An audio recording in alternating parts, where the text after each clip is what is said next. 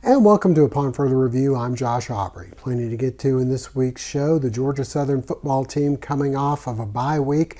2 weeks ago, they won their Sun Belt opener against Coastal Carolina 38-28. This week, big tall task ahead of them as they'll be heading up to James Madison. The Dukes come in with a record of 5-0 and have the #1 rushing defense in the country. Last year, if you recall, JMU came into Paulson Stadium undefeated and ranked 25th in the country, and the Eagles were able to knock them off, one of their most impressive victories of the season. This time around, the Eagles go in with a record of 4-1 and the top spot in the Sun Belt East on the line. We'll hear from head coach Clay Helton and a few of the players. As for our area high school football teams, speaking of some big games or some big teams coming into town, at least, we have two #1 ranked teams coming to Bulloch County this Friday night for the Southeast Bulloch Yellow Jackets. They'll be playing host to the #1 ranked Benedictine Cadets. They're undefeated on the season. As for the Statesboro Blue Devils, they're 1-0 in region play after a 10-3 victory last week at home against Greenbrier. This time around, things will ramp up quite a bit as they'll be hosting the #1 ranked Coffee County Trojans. That game 7:30 at Walmart Field. As for the Bulloch Academy Gators, they are undefeated on the season right now and ranked among the top teams in GIAA. They will be in action at home as they'll be taking on Thomas Jefferson, and the Portal Panthers, 1-0 in region play, have pretty much secured themselves of a state playoff berth. This week, it's the rivalry game between them and ECI. That game taking place at the Portal Athletic Complex. We'll hear from our area high school football players and coaches, as well as Georgia Southern players and coach Clay Helton. All that coming up on Upon Further Review.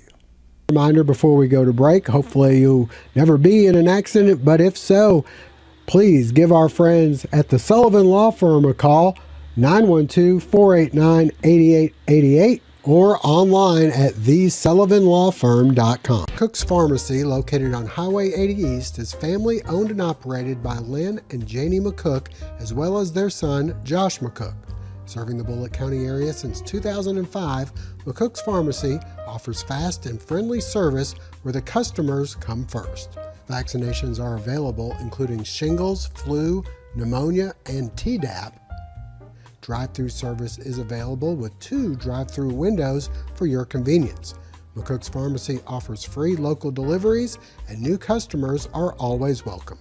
Continuing the tradition of our family caring for your family, McCook's Pharmacy, Highway 80 East. Eagles' spirit and style are a priority around here, and that's why the University Store, the official outfitter of Georgia Southern, offers everything you need to be game day ready. The University Store carries the largest inventory of licensed Georgia Southern apparel, accessories, and spirited merchandise. Show your spirit with tents, flags, and chairs. Show your style with polos, hats, dresses, and jerseys. Visit us in-store at our stadium shops or online at gsustore.com. Show your spirit from tailgate to touchdown with the University Store today.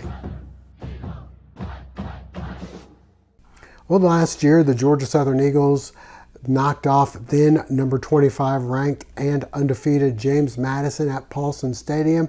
This time around, JMU going to be able to get this one on their home turf. They are undefeated once again, and the Georgia Southern Eagles 1-0 in Sun Belt play, coming off a bye. Both teams actually coming off a bye as they get ready for a big Sun Belt showdown, one of the top games in all of the group of 5 this Saturday. The game taking place at noon on ESPN2. Let's send you out here from head coach Clay Helton. A good bye week for us, a needed bye week, after 9 weeks of football, 4 weeks of training camp, and 5 hard-fought games. It allowed us, one, to get a little bit more healthy, recover a little bit body-wise, to gain a little bit more depth back for a big game against James Madison. It also allowed us to get a little bit further advanced within this game plan and develop some younger kids along the way that hopefully might be needed come November. It's important that we look at, like I've told the team, look at each game, one game at a time, and try to go 1-0. Obviously, this is a big game within the conference. Obviously, to continue to try to go 1-0 on the week against a James Madison team that's been ultra successful at home. I think 50-3 over the last 7 years with a head coach and Coach Signetti that I think does a wonderful job of not only bringing in talent but coaching his team and developing his team. And so, again, if you want to have a chance to contend for a championship, you've got to find a way to go 1-0 against really quality teams like this. So a great challenge for our team and one we're looking forward to. We know it's about the execution of the game plan rather than the hype of the game. And so, the things that won that ball game last year are the same things that give you a chance to win it this year. You got to be great on third down efficiency. You have to create turnovers. You have to limit your own turnovers. And you have to play good down the stretch. You look at this team, James Madison team, you can see their maturity across the board, especially late in games. The last 4 games have been 1 score or less for James Madison, and they've played better than the other team. It's a reason that they're undefeated on the year at 5-0 and 2-0 within conference.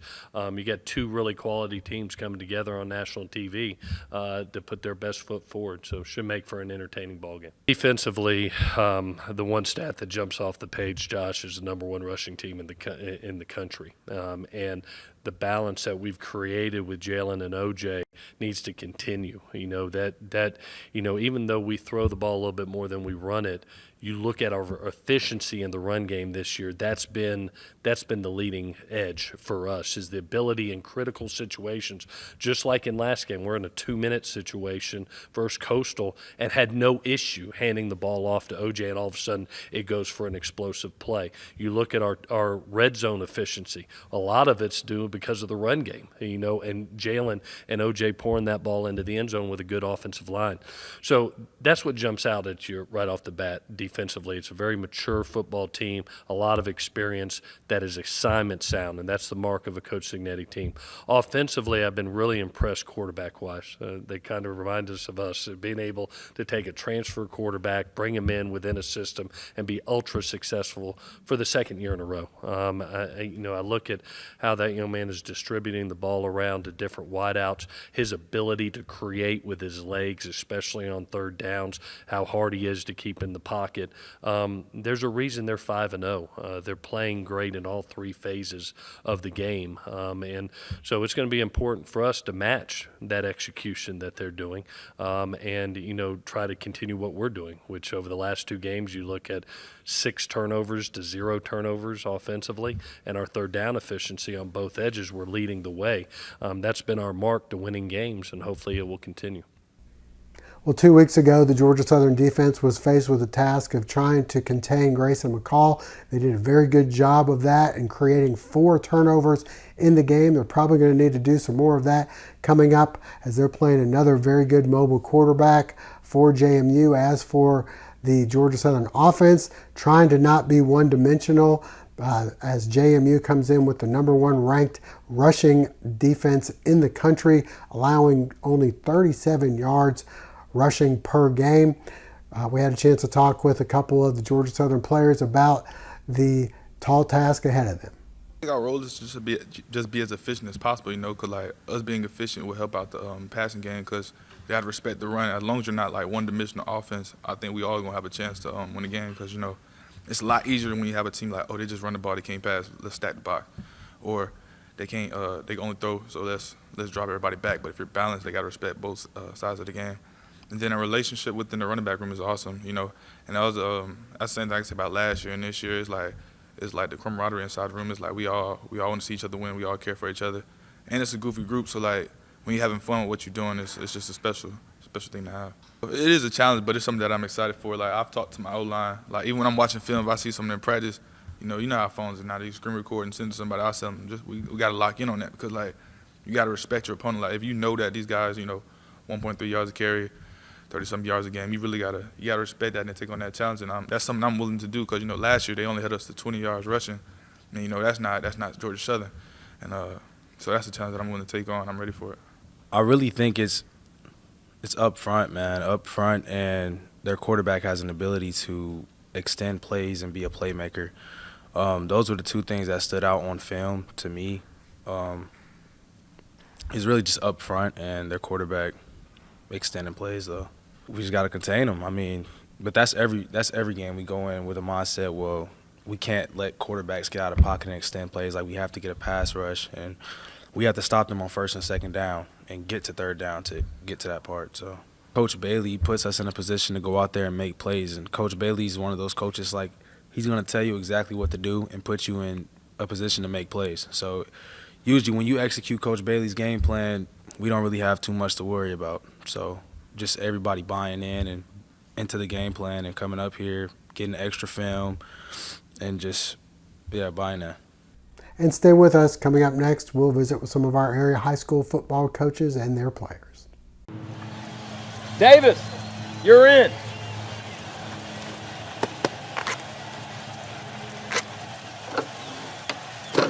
You tired of being on the sidelines? Let's get you in the game. GATA, get after those assets. Owning a small business is kind of a big deal. State Farm agents can help you find the right insurance coverage at the right price. Call State Farm agent Matthew Tyson in Statesboro today.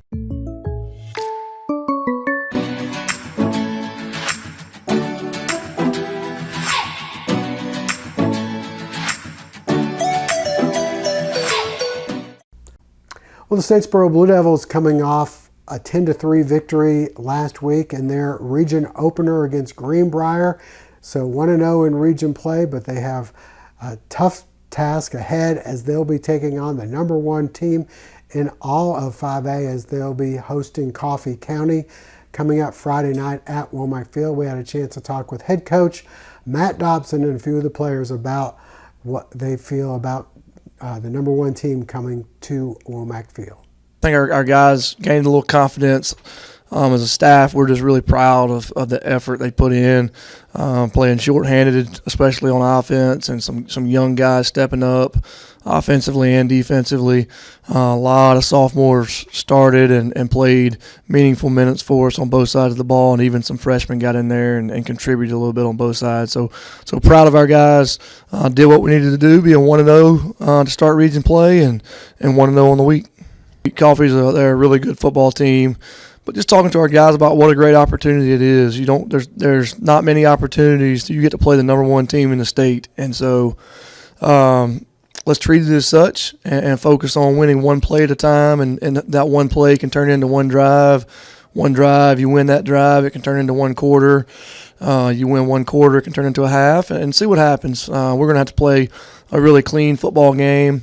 We're going to have to, generate some extra possessions with some turnovers or some special teams plays. But what a great opportunity for our kids and for our community. Well, I think we're going to have to take care of the football, generate some explosive plays on offense. I think it's going to be hard just consistently driving the football on their defense. They have not given up a lot of just long drives throughout the year. People who've scored on them have hit big plays. And then defensively, we're going to have to create some turnovers, limit the number of possessions that they have. You can't just keep sending your defense back out there. And then the special teams make a play, whether that be a kick return, a block kick, a fake or something, and create some points that way, and just play our best, all phases of the game. It felt pretty good. I feel like it put us in a better position because we know what we have to work on going deeper into the region. We started communicating and talking more on the field and working together and not separately. It was a big game for us, big game. Starting off 1-0, get the confidence up. Practice, always putting in 100% effort, going home, doing the same thing, studying film, all that. That game's scheduled for a 7:30 start. And stay with us. Coming up next, we'll hear from Southeast Bulloch head coach Jared Zito and his players as they also have a number one team coming to call.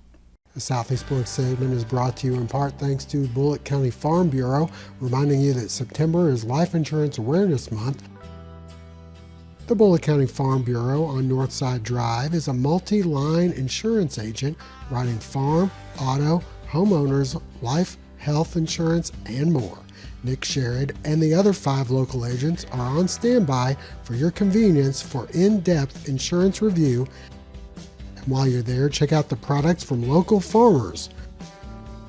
Located at 940 Northside Drive, stop by and see them today.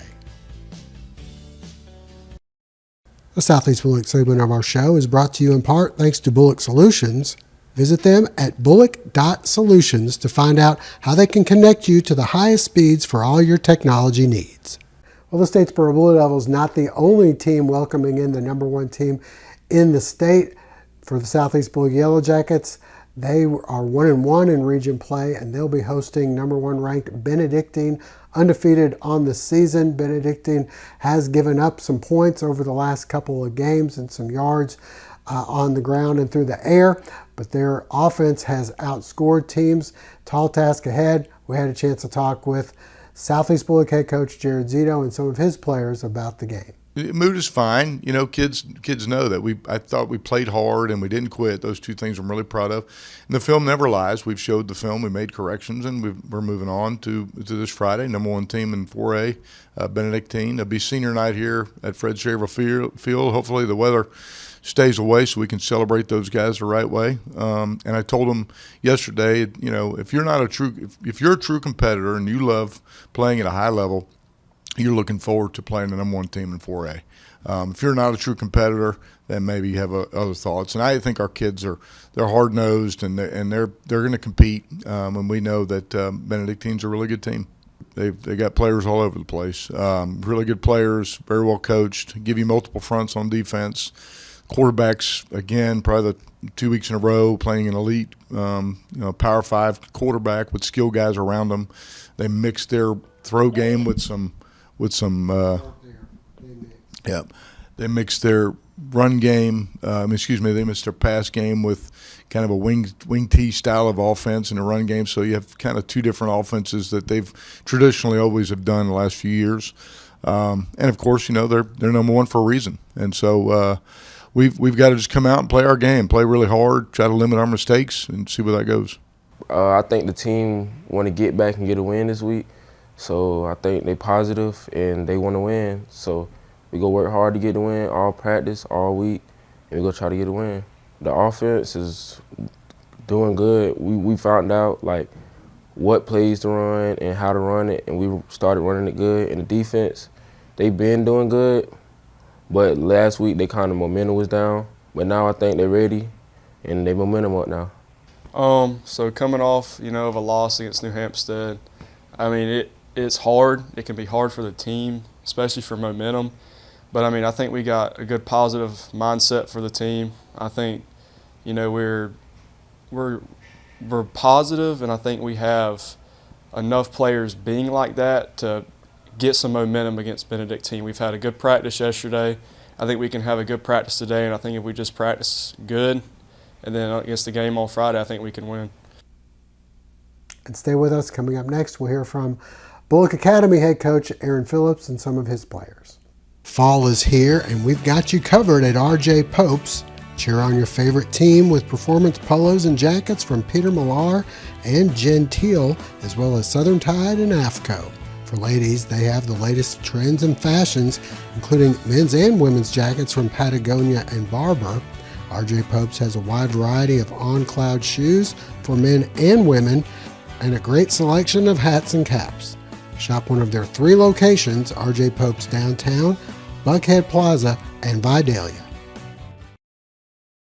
The Bulloch Academy segment is brought to you in part thanks to Floors Outlet of Statesboro, located on Northside Drive. Come by and visit Mo for all your floor covering needs. Well, the Bulloch Academy Gators, among the top teams in GIAA, they come into this game Friday night 6-0 on the season. They'll be hosting Thomas Jefferson. Last year, the Gators fell to Thomas Jefferson on the road. This time around, they're looking for a little payback against former head coach Terrence Hennessy and his crew. We had a chance to talk with Aaron Phillips and some of the players about the game. The meat of our schedule starting. We have Thomas Jefferson this weekend. Thomas Jefferson is a 4-time defending state champion in single A, and they're very good. Fortunate for us, I guess, that is they lost about 16 dudes last year off of their football team. which was a very special group. Some of those were to graduation, some of them were to transfer out.